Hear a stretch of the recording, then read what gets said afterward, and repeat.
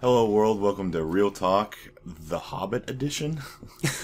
Kind of shied away from just straight episodes. We've been busy, so we just kind of when we go see a movie together, we're just like, hey, let's do a review on this, and that's kind of what happened. And this is a big hit, and everyone knows about it, and we need our opinions out there. It's a good Christmas episode, I guess. So Christmas episode featuring the Hobbit. It's a Hobbit Christmas. Not the Christmas Carol or some Sleigh Bells movie, but the Hobbit. It's very, very festive. There were so many Santa hats in that movie. Well, I think everyone looked like Santa in the movie. Little dwarfs. Yeah. That's where the elves go. They live the elves are not elves. They're really dwarfs. There's just a misconception. Okay. Yeah. Elves are tall homosexual people with blonde hair. Actually, if you put like the elves and the dwarfs together, like some of their features, they literally make a Christmas elf, right? Like the features, like the physical features of like an elf is very like prissy, so, like, and then without the beard, just like the shortness of a dwarf together, it would just make a Christmas elf. So if Arwen got together with one of the dwarves, they would make a Christmas elf. Arwen and Gimli makes Christmas elf. Yes, and start building like wooden toys and Legos or something. That'd be pretty good. That needs to be a movie. That is. But anyway, we went to the midnight release of The Hobbit, and what was your mindset before going into the movie? I was really excited because it was another Lord of the Rings movie, and from the age of 13 onward, there was 3 huge movies that came out, and I was never unsatisfied with any of them. They were always a cool thing to go see, and they were awesome, and I still own them on DVD. And so you went with the mindset of Lord of the Rings expectation. Yeah, Lord of the Rings expectation. Not a whole new monster. Now I will say this though, I read The Hobbit. Okay. It's the only book in the series that I read. So, and this is interesting. We go back to like when we had our Hunger Games discussion. You can have a different mindset if you've read the book beforehand or if you haven't read the book beforehand. I think that can also affect your reception of the film. And that's why we have both of us, because you have read it and I have not. You had not. Surprise, surprise. But would you say we were both as excited equally to probably go see this movie? I was excited / really scared because I'm a phenomenally huge fan of the first trilogy. Mm-hmm. So when I found out they're splitting this into 3 movies, they're adding a love interest, they're adding these characters that aren't originally in the book, even though I hadn't read the book. Yeah. It's okay to tamper with a couple things, maybe to make it like cinematically acceptable. Yes. There may be some things that are written down that just kind of don't work in cinema or just can't look the way you want them to. I can understand little tweaks like that, but those things seemed like big, huge differences to add chunks of cinema to elongate it into 3 movies, and I didn't like that. Yeah. Especially since it's such a short book.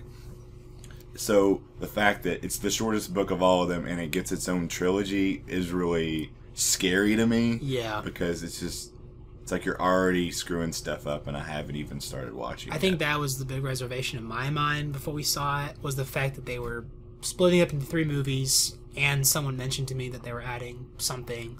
And having read the book, I was like, oh, what are they going to add? And this is interesting. Before we even get into this, there seems to be this trend now of splitting things up into parts when it doesn't need to be, and obviously it's for money. I don't think it has anything to do with the integrity of the story. The Twilight movies do it. The Harry Potter movie did it. I think it's retarded and dumb, and it just needs to stop. Yeah. Because I don't think it... I don't know. I just don't think it adds anything to the films at all. Oh, this is not going to happen very often, but in respect to the Harry Potter movie, the last one is really long. Yeah. So I can see splitting that one up, but usually you can tell by the book without even reading it if it should be 2 movies or not. Yeah, absolutely. The Hobbit is... I don't even think it's more than 300-something pages long. Yeah. And, so trying to add to that is just strange. Yes. And there's no purpose to that unless you are going to do what they're doing and making 3 movies. And I don't think we really need another trilogy. I mean, the Lord of the Rings trilogy is what it is. And, and I've heard from people that have read the book and are big fans of it. They said that, even the Peter Jackson versions weren't 100% the books. Like there's Yeah. some things they left out. There was Yeah. some things they add, like the whole Arwen love story with what's the guy's name? Who's the king? That guy. I don't know names. Yeah, there we go. Man. See how much I know about Lord of the Rings? I'm the Like, last guy you need to ask about names. Well, I'm just like that guy with Strider, that hair or that the writer. Remember Strider? Strider the writer. Strider. Yeah. Yeah. The Hidalgo guy. Okay. Okay. Anyways, well, his little love story, that's not even in the books. They put that Yeah. in there to add something more to the films. But people do tell me that, and I would agree, that Peter Jackson's version of those books is by far probably as close as you're going to get to making Yeah. a great film adaptation of the work. Yeah. So with that being said, I'll let you start first since you hadn't read the books. What was your reception? Let's start with, I don't know, let's start with what you liked. What did you like about the movie? Well, cinematically and visually, it was very well done. It was beautiful. It was bright. It was believable. I don't think there was hardly any situations where I was like, that's complete CGI, you know. The only part was the ogres, the big ogres. Oh. There was some times where I could I think tell. those are trolls. Trolls. Trolls, Okay. yeah, trolls. Okay. The trolls, goblin, ogre, they all have warts and they're weird looking. Yeah. Same family, I guess. But yeah, the trolls, there were some segments where I could tell, but it seems like it'd be really hard to do that type of creature without making it. Maybe the technology is just not as good to do that. But that was fine. It was fine. It was done very well, and I think that was probably the best you could do with those. But there's a couple little moments where it brought me out. But I liked that. I loved the way that all dwarfs were depicted. Yeah. I liked their synergy, their family, the way they worked with each other. Yeah. So I think they developed them very well. I think all the characters were developed. The main characters were developed very well. I was happy with the fighting sequences. Yeah, those were awesome. They were very, for lack of a better term, very dwarfy. Because dwarves are just all they know is fighting. They're short. Fighting and eating and drinking. Yeah. You know, and it's just fun to them. It's not this epic, serious, you know, I must kill this guy. That's not their mindset. They're just like, wee, have fun. It wasn't overly stylized fighting. It was like I don't know. Yeah, they're very rough and tumble. Yeah. The pace of their fight scenes is very like brutal and kind of it doesn't slow down really. And and there is just kind of balls to the wall action, get in there. but they were but you can tell that they were having fun. And that just seemed like it fit their personality very well. So I thought that was very depicted very well, because that can easily be something that you screw up, and making them like epic warlords or something could really pull you out of the film, because they're very fun creatures when they fight or whatnot. So those are probably my big highlights of what I enjoyed overall. Buck said no comparison to the book, because I don't know. How about you? Well, I agree that the scope and scale of everything and the way it looks, it's dead on. It still looks like that Lord of the Rings feel from the last couple movies. You know, it's great to look at. It's a lot of fun. I was hesitant because I heard that he was doing a new frame rate and filming this movie, which was supposed to bring out the resolution of some things. I don't know if we saw the new frame rate or if we just saw the standard frame rate, so I guess I can't really give an opinion on that. Well, if we did see the new one, I couldn't tell. Yeah, if we did see the new one, I couldn't really tell anything wrong with it. People were saying it was going to look like a soap opera, but I couldn't tell. So I don't know. Maybe I'm wrong. Maybe if you've seen it and it is different, maybe you have a different opinion on that. But for the most part, I was really happy with the way it looked. I thought that the effects were really great. You know, some of the CGI in there, you know, it reminds me of the last one. You know, the things they probably couldn't do feasibly with animatronics or live actors, they did with CGI. But at least it's good CGI and not terrible. So yeah, it was fine. It fit the look. The characters were dead on. You know, having read the book, you know, have these little dwarves, especially the beginning. The stuff they did do that was in the book was pretty dead on, and that was actually the stuff I enjoyed the most, because they did a great job with the set pieces. Especially, I think my favorite thing overall was the Riddles in the Dark sequence with Gollum and Bilbo in the cave. That was one of the most intense parts in the book, and they pulled it off really well in this movie. Andy I was Serkis legitimately creeped out. Exactly. Andy Serkis, he does a great job of playing Gollum, and Gollum even looks better, I think, in this movie than he did in the last three. Process. Yeah, so good. absolutely. My favorite character. Yeah, that was probably my favorite scene in the film, just because of how creepy and just well done it was. The set looked great. It was hilarious too. Yeah, it was. I was actually His another thing I fights with liked. himself. The humor in this movie was not that the other three didn't have humor, but I think just the type of story that it is. It's this little adventure. It's not necessarily like the big grand story that the three are. It's just a little adventure, which I think provides a lot of room for these sort of funny moments, especially with Bilbo being kind of out of place amongst all these dwarves and wizards and things like that. There's a lot of funny moments that seems like they had because of it. A lot more room to do stuff like that, because especially with, I just remember a lot of the comedy in the first trilogy being more so in the battle sequences when they're situational. Yeah, with like Legolas and Gimli fighting, like who gets the most kills and stuff. That's the comedy that sticks out the most to me. But like, there wasn't as many battle scenes like that or big things that are elongated in this long sequence of war. So they had to find other places. Yeah, a lot of the movies them traveling.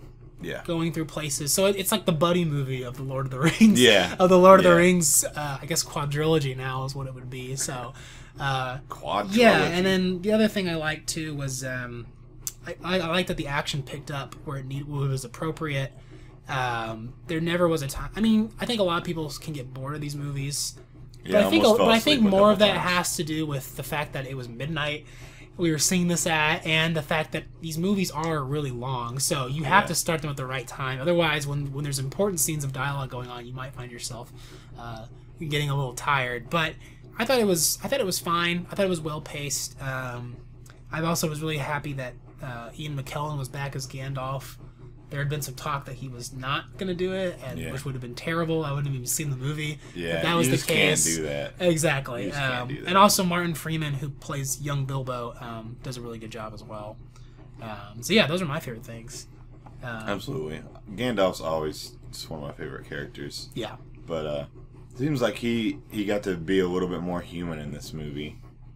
Yeah, it's, when the other ones, especially when he turns into Gandalf the White, it's a serious transformation. And I know he's an old man, but it's almost like when he becomes the White Wizard, it's like he's finally grown up or something like that. Whereas before he's more of he's just a fun, carefree old man who's just like, he's putting this guy's life in danger, but he doesn't care. He's just like, you need to get out of the house, Bilbo. What's the? Do you remember the scale? The wizard scale? Is it brown, gray, white, and then it splits into like blue or? See, I never read the three books, or the Silmarillion for that matter. So I don't know. I had a friend I think Tim told me the sequence there. It's like I'm probably off, so you can correct me if I'm wrong. It's something like brown, gray, white, and then it splits, and it may split three ways. There's like two like good paths, and there's like one evil, and they split into different colors or something. I'm not sure. That. They do discuss in the movie. He mentions there's blue, brown, gray, and white,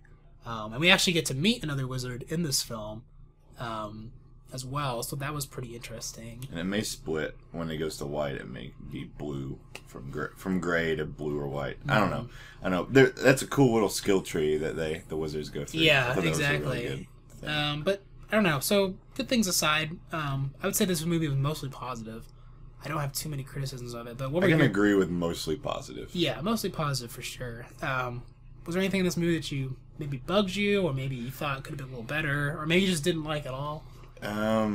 There's a lot of sequencing where I could tell they skipped some stuff.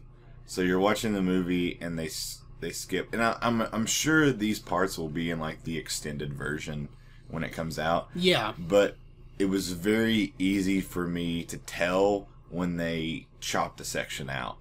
And when you build a big movie, even as long as this, I think there needs to be some pretty decent cover up to like not be that blatant when you're cutting out a sequence.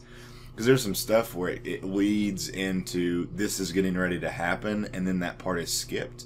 And even though that next sequence talks about, what we skipped and it fills me in, I'm just like, I wanted to see that part. Why was that cut out? So it felt very choppy to me. The the whole experience wasn't smooth. Is probably the best way I can round it out. Yeah. And when it does those chops, it kind of pulls me out of the movie when I'm like, oh, I don't get to see that part? Okay, thanks. Like, then I kind of have to try to get pulled back in. So I didn't like that. I mean, yeah, it wasn't midnight, but there was some dialogue parts where I'm just like, blowing my brains out. This is like... and I wasn't tired.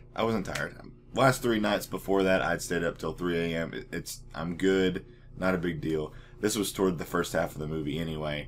And I was just like, oh my god. I wasn't saying, let's fight, but do something more interesting. I'm sure all the stuff that was in there was in the book, and it's probably key for the future as we go on. But, it didn't keep my attention very well. And I'm not a person that just only wants to see explosions. I'm not like a Michael Bay fanatic at all.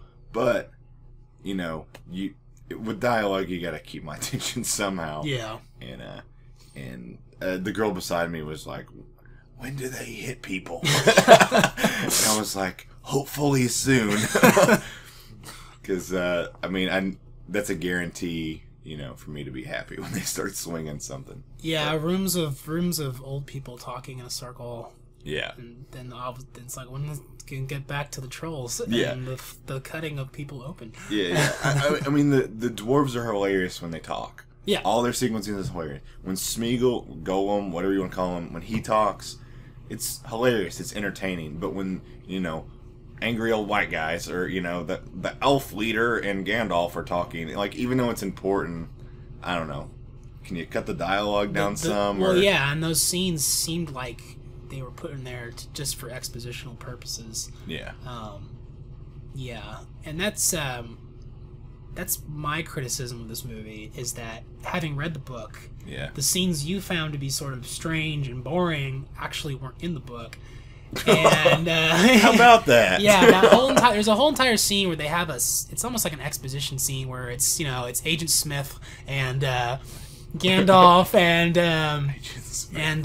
Count Dooku are sitting in a room, and they're talking about some plot developments that happen. And I have to say this because I have read the book, and there were some things that there's 2 main plot points they add to the entire film, and I think the only reason they added them was because they're putting this into 3 films. Yeah. We have a character who's a brown wizard who his friendly animal friends are attacked by something, and it's some kind of necromancer character, and so that's introduced. We also have another plot line developing where we have these you call him the Pale Orc, and he's all these orcs, and they have this beef with the leader of the dwarves. And so there's 2 plot points they put in here that weren't in the book, and so we have to have a scene of exposition, to kind of like discuss these 2 plot points and bring it up.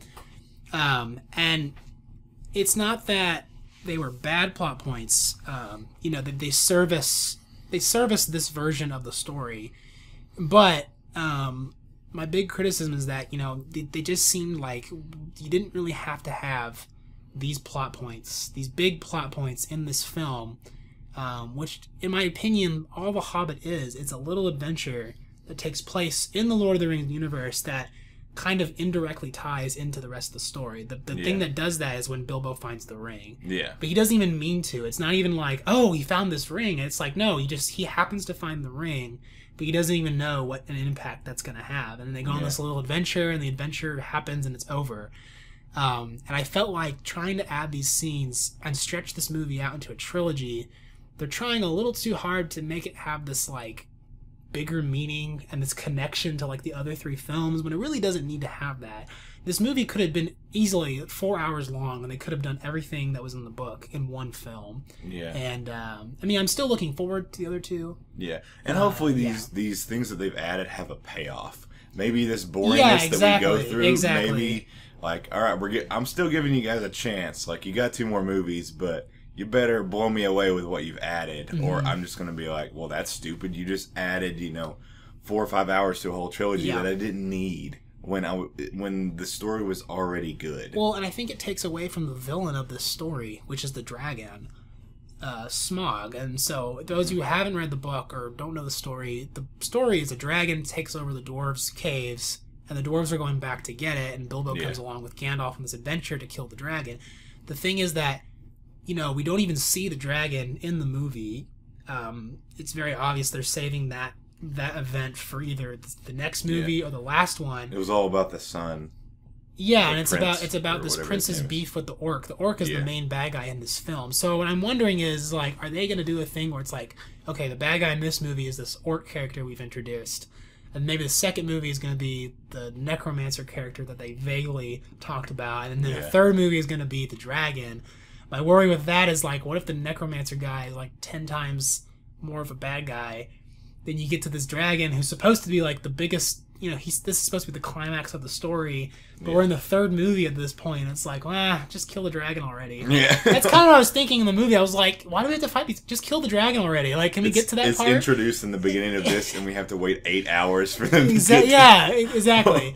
I don't know. And what you said with the extended edition comment. Yeah. It's funny you say that, because when I first watched the first three, I never noticed any of the choppiness in those ones until I watched the extended version, and I was like, oh. Yeah. Like, especially Return of the King. There's like 2 entire battle sequences of Return of the King that were sort of strangely edited to me, and then when I saw the extended edition, I was like, oh, that makes perfect sense now that they have this scene in there. So, yeah, who knows? Maybe when they release the extended edition of The Hobbit Part 1, it'll have a little more in it. Well, I think if it's cut out well, the extended parts are like sprinkles on top.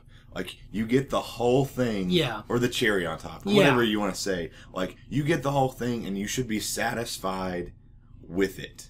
And then the extended stuff should be just the extra, just to make it a little more flavorful, or a little bit, just go that extra detail.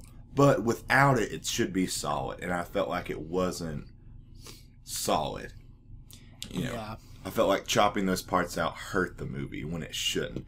I don't know if that's bad editing. I don't know if it's just not possible for them to do that. Yeah. But, maybe they added too much extra stuff and they had to cut out. I mean, that was the same thing with the originals. They had to cut some things out simply because of the length and the runtime. Yeah. You're going to release a 4 or 5 hour movie in the theaters. It's just not feasible. And I respect them for making that long of a movie and going through that many details and spending that much money.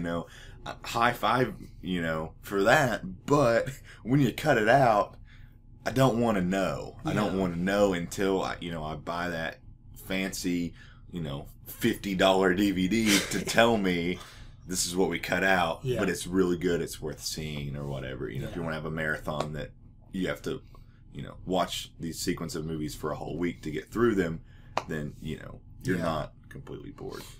I have one more criticism, and this is a small one. And to be honest, most of my criticisms, I know we're talking about them in detail, but to be honest, they don't really. I don't think they take away from the movie to the point where it's unwatchable. Oh, no. They're mostly just. I think most of it has to do with the fact that I read the book. Yeah. So that's in my mind now. But the only other criticism I had was I felt like some of the technical effects, and this goes back to what you said about the CGI. I feel like even though it looked good, I felt like there were some parts where they just kind of got a little lazy. And specifically, it's these orc characters they introduce. They're all done in CGI except for parts where there's like a dead one on the ground, or maybe there's like a really up close shot on one of they ride these little wolf things. But that was the only time I noticed that it was actually like a guy in a costume. And I'm thinking back to the third one, I'm just like, well, all the other ones had guys in costumes, and it looked really cool. They had these huge armies and they got all these people, authentic. And they put prosthetics on them and got them in costume, and they were really good actors for playing just these little, kind of pawn characters. Yeah.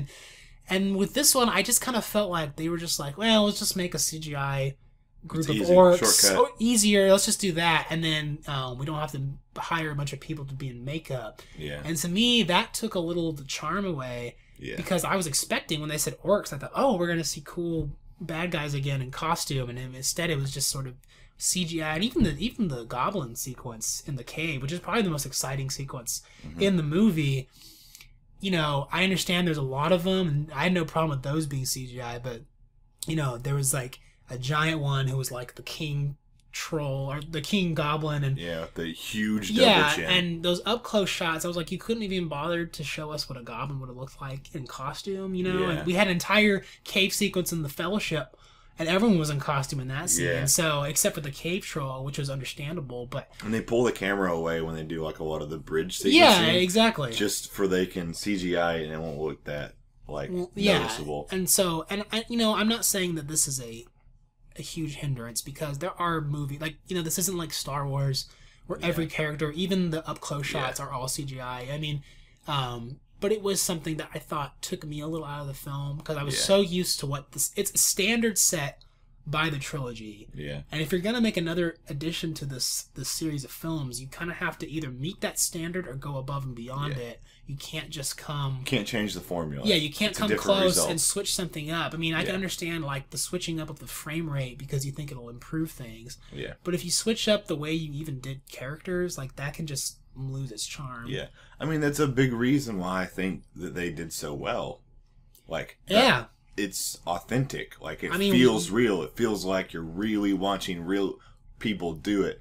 And yeah, CGI technology is getting phenomenal, but, like... An example like The Walking Dead, every chance they get to do something authentic, to do a prop, to do a, a slaughtered up pig inside, a corpse that they made, they do it.